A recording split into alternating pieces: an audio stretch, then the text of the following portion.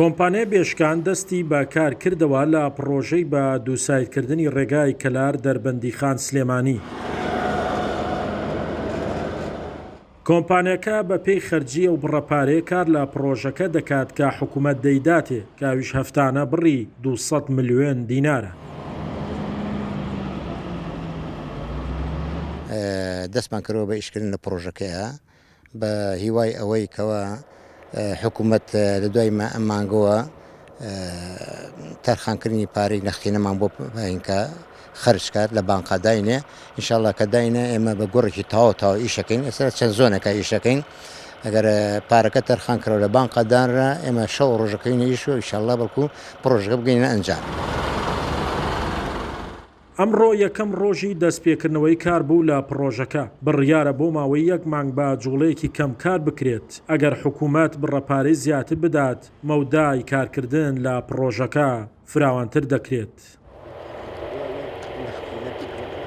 150 ڕۆژە تەواوی ئامێرەکانی کۆمپانیای بێشکان کە بۆ تەواوکردنی ڕێگای با دووسایدکردنی کەلار دەربەندیخان هێنراون لە جوڵا وەستاون. بەڵام لە هەفتەکانی ڕابردوودا حکوومەت بەڵێنیدا بەشێک لە شایستادارەکانی کۆمپانیای بێشکان خەرج بکات. بۆیە لە ئەمڕۆوە کۆمپانیای ناوبراو بڕیاری داوە جوڵا بە ئامێرەکانی بکات و دەست بە جێبەجێکردنەوەی پرۆژەکە بکات. خەرجکردنی 60 ملیارد دیناری نەختینە خواستی کۆمپانیای بێشکانە بۆ تەواوکردنی پرۆژەکە لە ماوەی 18 مانگدا. بەڵام حکوومەت لە ئێستادا ئەو بڕەپارەیە خەرج ناکات. دیارە ئەمەی کە هەیە ئێستاکە بە شێوازێک بەشێکی کەم لەو شایستەدارانەیە بەڵێندەرە بڕیارە خەرج بکرێت بۆ پرۆژەکە هەرچەند ئەمە نابێتە ئەوەی بە گرخستنەوەی 100% پرۆژەکە بەڵام جوڵەیەکە خاتە پرۆژەکەەوە بۆی ئێمە ڕاستی لێرە ئەوەی کە مەبەستمانە زیاتر جەختکردنەوەی لە خەرجکردنی شایستەدارایەکان لە کاتی خۆیدا.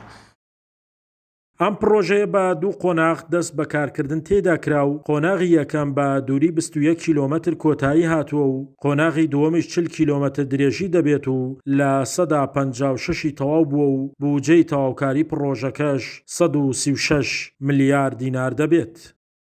شاخەوان محەممەد، کورسات نیوز، گەرمیان.